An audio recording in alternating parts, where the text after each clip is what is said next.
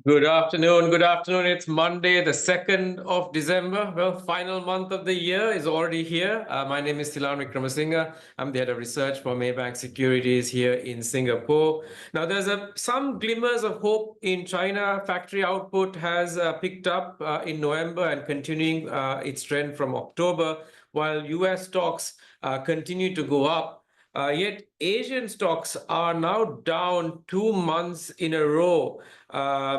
So back-to-back decline. So where do we go from here?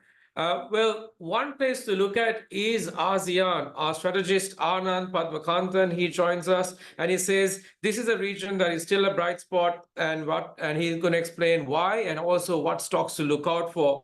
Then going over to Singapore, inflation has actually cooled to a 35-month low. We have our economist Brian joining us to explain the latest and what will MAS do now, especially coming into January. Sing Post has announced that they're selling their Australian assets. What does this mean for the stock? We've got Jarek joining us to explain.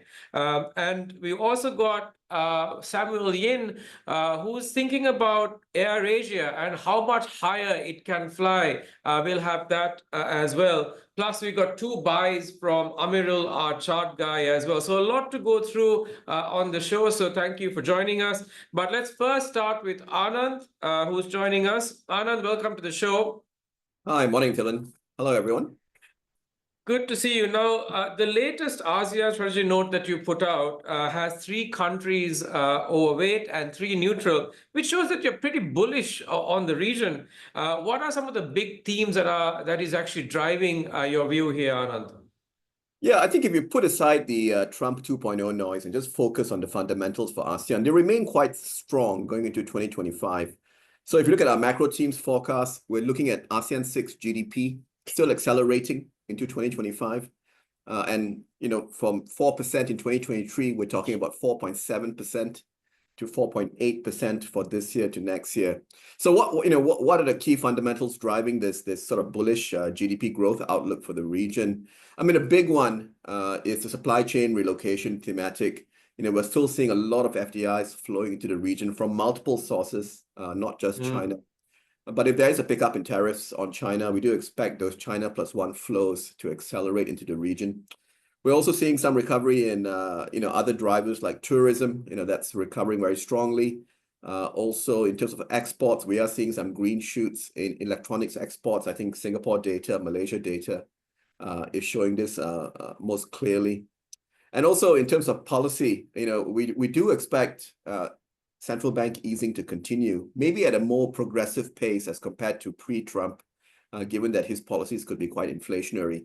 But the fact remains that we do see monetary easing over the next 12 to 18 months, and that will be stimulative for domestic economies as well.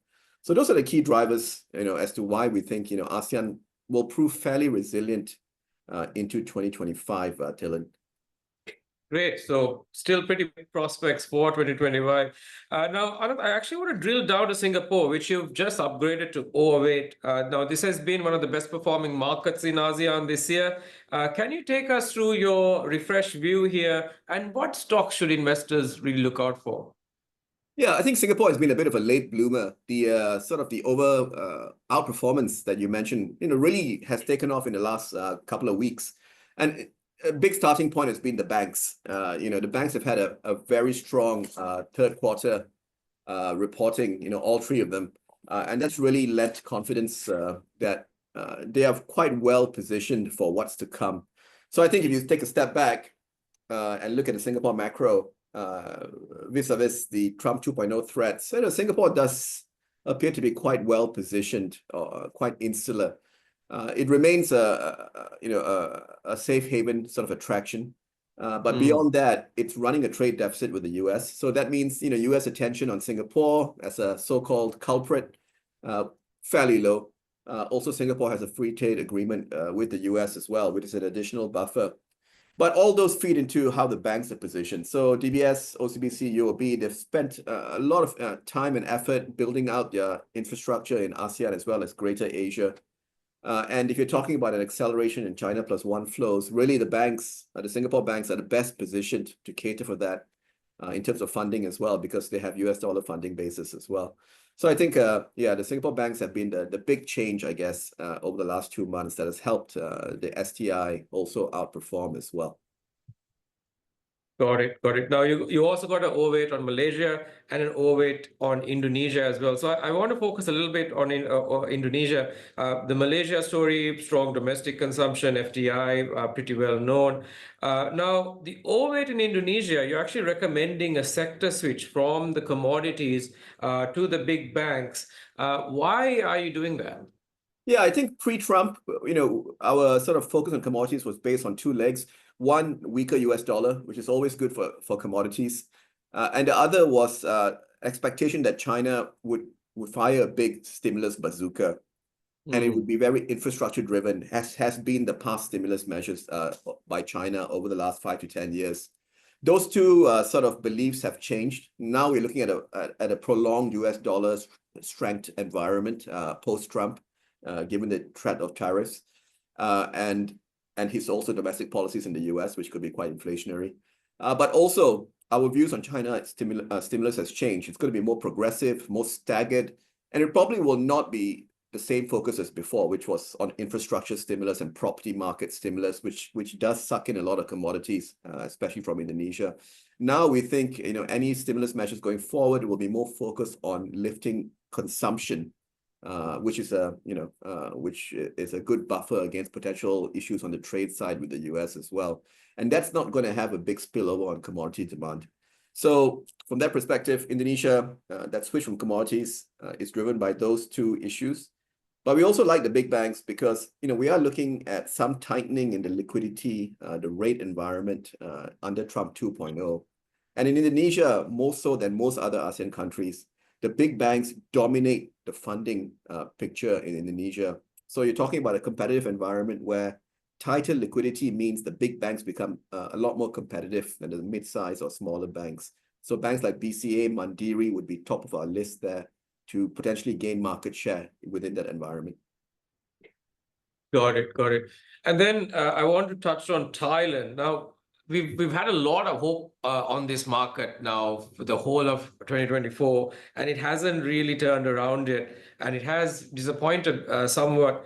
Now, will 2025 be the great Thai year? Any stocks that we should be watching out for?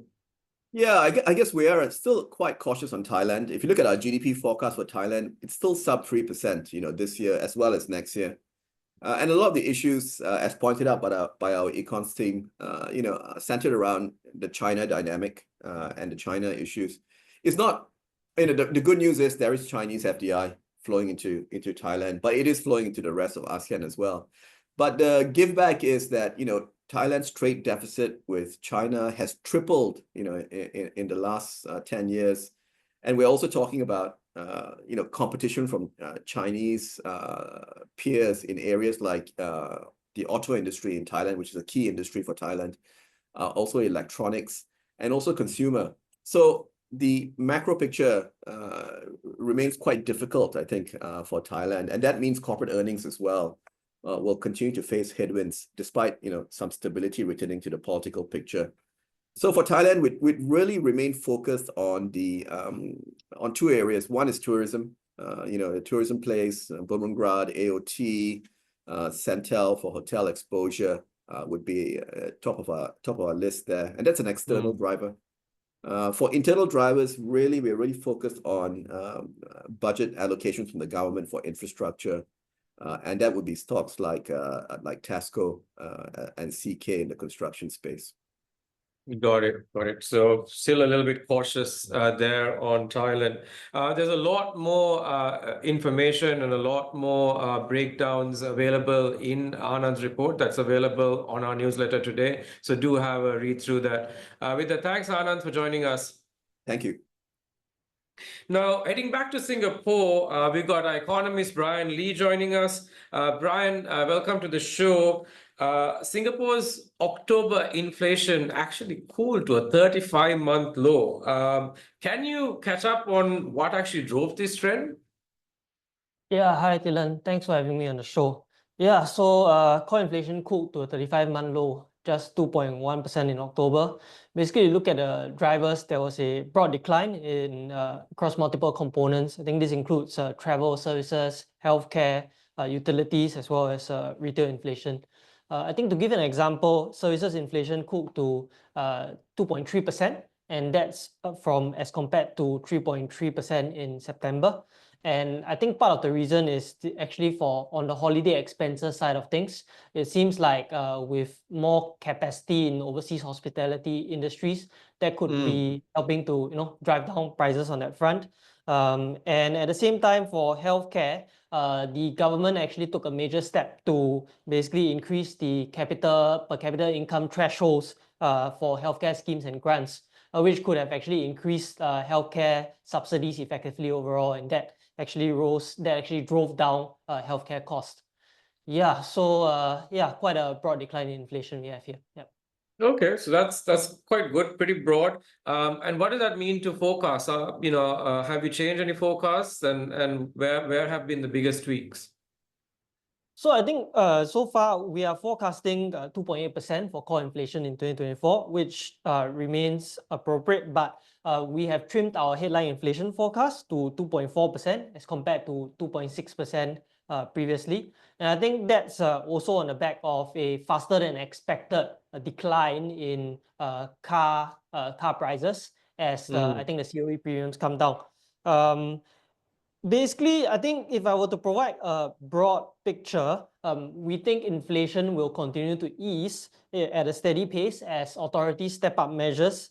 This includes healthcare subsidies, childcare, public transport subsidies, as well as utility subsidies. And I think the aim is to ease the cost of living concerns among the population, especially ahead of the general elections that are due by November 2025.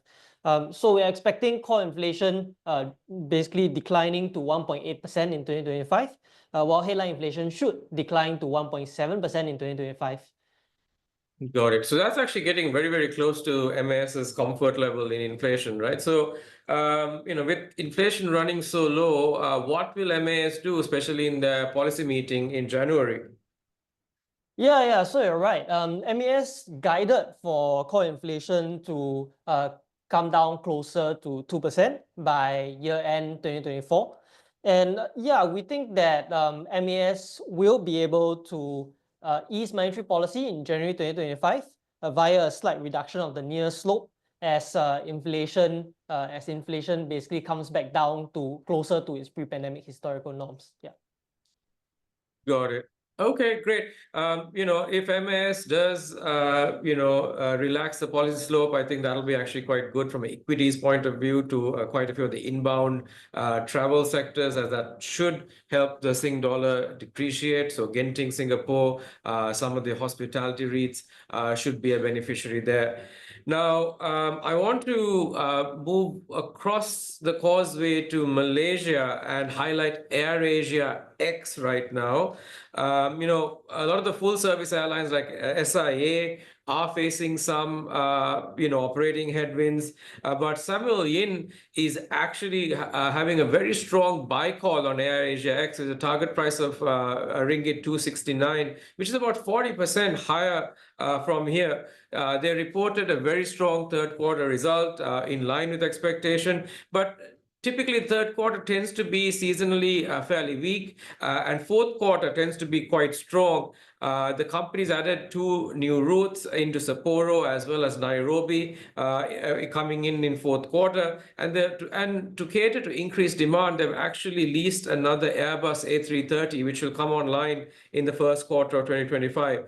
So on a quarter-on-quarter basis, we expect average fares to actually jump around 40%. So not a small amount. Plus, we also expect passengers carried to trend upwards as well. At the same time, jet fuel prices are falling.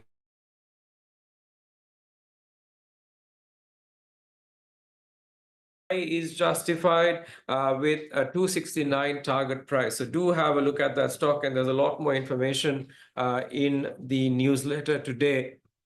Now, I want to bring in Jarek on SingPost. Some might argue that this is the worst kept secret in Singapore about SingPost selling their Australian assets. Well, it's finally happened. So, Jarek, can you catch us up on what SingPost did based on their announcement this morning? Hi, Dylan. Yeah, so they announced that they are selling their Australia business for about 900 million Sing, about 1.02 billion Australian dollars. And that is a 100% cash deal. They'll be selling 100% of the business. So that will allow them to get a gain on disposal of about 312 million Sing dollars. And most importantly, that will also reduce their debt from about close to about 900 million Sing to about 350 million Sing going forward. So their debt will be massively reduced. And the Australian debt, which has an interest rate, much higher interest rate of about 5+%, is going to be gone once the disposal is completed. And also, the board has also recommended that there will likely be a special dividend given back to shareholders to reward shareholders as well. So I think that's a key thing that happened this morning.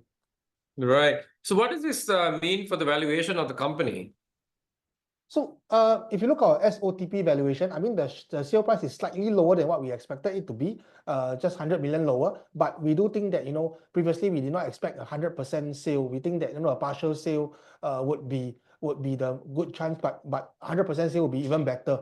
So with that, I think this business is the hardest of all and the largest of all to sell for SingPost. The next would be SingPost Centre, but SingPost Centre is a property, so it's much easier to sell as it's backed by NPI, right? But this business is considered, well, I would say, is the hardest one to sell, and they managed to sell it at a decent price.